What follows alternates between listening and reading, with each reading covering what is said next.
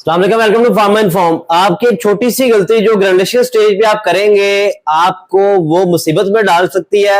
आपके compression process को ये इफेक्ट करेगी, आपके कोटिंग के प्रोसेस को ये इफेक्ट करेगी। तो आपको ये जान के हैरत होगी कि एक छोटी सी गलती जो ऑपरेटर ने ग्रेजुलेशन स्टेज पे की, आपको जो उसकी कॉस्ट पे करनी पड़ेगी वो ग्रेजुलेशन स्टेज पे पे नहीं करनी पड़ेगी, क्योंकि उसकी कॉस्ट आपको पे करनी पड़ेगी कंप्रेशन स्टेज पे, और कंप्रेशन स्टेज के बाद आपको उसकी कीमत अदा करनी पड़ेगी कोटिंग स्टेज पे, क्योंकि आप पड़ जाएंगे मुसीबत में। आपको सॉर्टिंग करनी पड़ेगी, आपको बैच रिजेक्शन की तरफ भी जाना पड़ सकता है। आज की वीडियो में आपको ये जो डिफेक्ट्स है ग्रेजुलेशन के, ये पिक्चर्स के साथ दिखाए जाएंगे।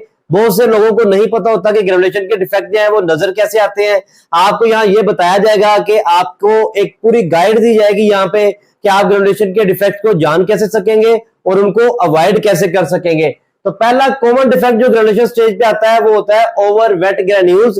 इसको हम ओवर वेटिंग भी बोलते हैं। अब ओवर वेट ग्रेन्यूल्स नजर कैसे आते हैं, इनकी पहचान क्या होती है? हमारा जो वेट मैस होता है, जो ग्रेन्यूल्स होते हैं वो बहुत ज्यादा गीले होते हैं। हमारा जो इक्विपमेंट होता है उसकी सरफेस के साथ चिपक रहे होते हैं। जो चॉपर्स ब्लेड होते हैं वो भी पूरे के पूरे जो वेट मैस से भर चुके होते हैं। तो इनको हम बोलते हैं ओवर वेट ग्रेन्यूल्स। अब ओवर वेट ग्रेन्यूल्स बनते कैसे हैं? ओवर वेट ग्रेन्यूल में अगर हम पानी ज्यादा डालेंगे, अपना बाइंडर सोल्यूशन जो है उसको ज्यादा ऐड कर देंगे, तो हमारा जो पाउडर है वो ओवर वेट हो जाएगा। अगर जो है हम जो नीडिंग का टाइम है, मीन बाइंडर ऐड करने के बाद जो हम मिक्स कर रहे होते हैं उस टाइम को भी बढ़ा देंगे तो ओवर वेटिंग आ जाएगी।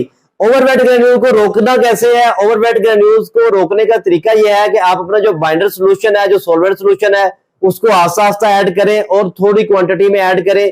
मिक्सिंग स्पीड जो है उसकी नीडिंग के टाइम पे उसको अपना जो है वो कंट्रोल करके ऑप्टिमाइज करके यूज करें, और फिजिकली अपने बैच के ऊपर नजर रखें। ग्रेन्यूल्स की जो फिजिकल अपीयरेंस है उसको मॉनिटर करते रहे। अगला डिफेक्ट है अंडरवेट ग्रेन्यूल्स। अब अंडरवेट ग्रेन्यूल कैसे नजर आते हैं? ये देखने में आपको नजर आएगा कि ग्रेन्यूल्स के अंदर जो है वेटिंग प्रॉपर नहीं हुई, हमारा फाइन पाउडर ज्यादा नजर आ रहा होगा, डस्ट उड़ रही होगी, और इसको हम बोलेंगे अंडरवेट ग्रेन्यूल्स। अंडरवेट ग्रेन्यूल्स क्यों बनते हैं? यहाँ पे हम बाइंडर सॉल्वेंट सॉल्यूशन जो है वो कम मकदार में ऐड करते हैं, हमारा जो मिक्सिंग का टाइम है वो कम होता है। तो इसका सोल्यूशन ये होता है कि आप अपने बाइंडर सॉल्यूशन की क्वांटिटी जो है उसको बढ़ा दें और नीडिंग के टाइम को इंक्रीज करें, ताकि हमारा जो वेट मैस है वो इस तरह का बने कि वो यूनिफॉर्मली मिक्सर के अंदर हमारा जो है वो रोटेट कर सके, किसी भी चीज के साथ चिपक ना रहा हो और जो है वो ओवरवेट ना हो। अगला डिफेक्ट जो होता है वो होता है over dried granules. Mean drawing के दौरान अगर हम अपने ग्रेन को बहुत ज्यादा हीट देके लंबे टाइम के लिए ड्राई करेंगे तो हमारे ग्रेन्यूल में से जो मॉइस्चर होगा वो सारे का सारा निकल जाएगा, एलओडी जो है वो बहुत कम रह जाएगा। तो इसको हम बोलते हैं over dried granules. Over dried granules को हम कैसे रोक सकते हैं? अपना टेम्परेचर जो है वो बहुत ज्यादा हमें नहीं फीड करना चाहिए। अगर आप पानी यूज कर रहे हैं एज अ सॉल्वेंट तो जो है आपका जो इनलेट एयर टेम्परेचर है वो 70 टू 80 की रेंज पे रखें। फिर जो है आप अपने ग्रेन्यूल्स की ड्राइंग टाइम है उसको मॉनिटर करते रहे, और एलओडी को जो है वो डिफरेंट इंटरवल्स पे चेक करते रहे ताकि आपको एंड पॉइंट मिल सके। अगला आता है under dried granules. Under dried granules की निशानी ये होती है कि ड्राइंग के बाद भी जब आप कहते हैं कि ड्राइंग कंप्लीट हो गई है, आपके ग्रेन्स गीले होते हैं, उनके अंदर मॉइस्चर ज्यादा होता है, एलओडी ज्यादा होती है। इसकी रीजन क्या होती है कि प्रॉपर फ्लूइडाइजेशन नहीं हो रही होती, ड्राइंग का टेम्परेचर कम होता है, या इनलेट एयर टेम्परेचर जो है वो कम टेम्परेचर के साथ अंदर आ रही होती है। तो एलओडी बहुत ज्यादा होगा तो आपने उसको नीचे करने के लिए अपने बैच को मजीद ड्राई करना है।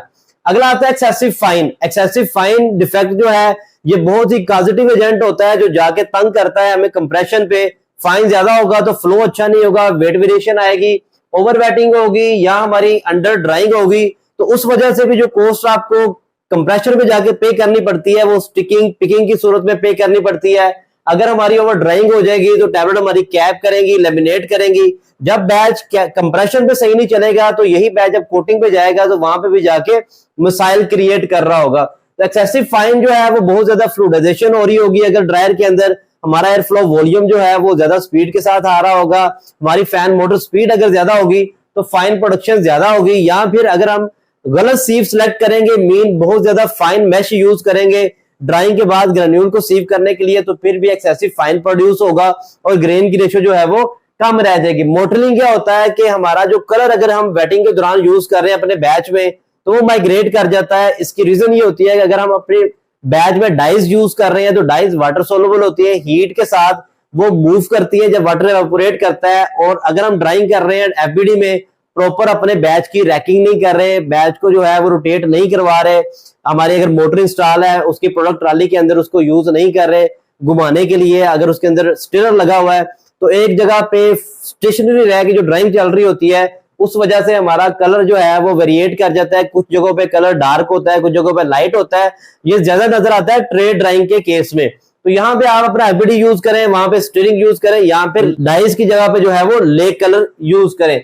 अगला आता है केस हार्डनिंग। केस हार्डनिंग जो है ये एक ग्रेनुलेशन का डिफेक्ट है। यहाँ पे हमारा बाइंडर एंट्रैप हो जाता है ग्रेन्यूल्स के अंदर। लोकलाइज्ड ओवरवेटिंग की वजह से ये होता है, जब हम ड्राइंग पे जाते हैं ज्यादा टेम्परेचर एक साथ देते हैं तो जो हमारा ग्रेन होता है बड़े वाला मोटे वाला लम्ब से होता है, बाहर से ड्राई हो जाता है, अंदर जो बाइंडर है वो गीला रहता है। यही आगे जाके फिर जो है कंप्रेशन पे स्टिकिंग का बाइस बनता है। अगला आता है सेग्रीगेशन।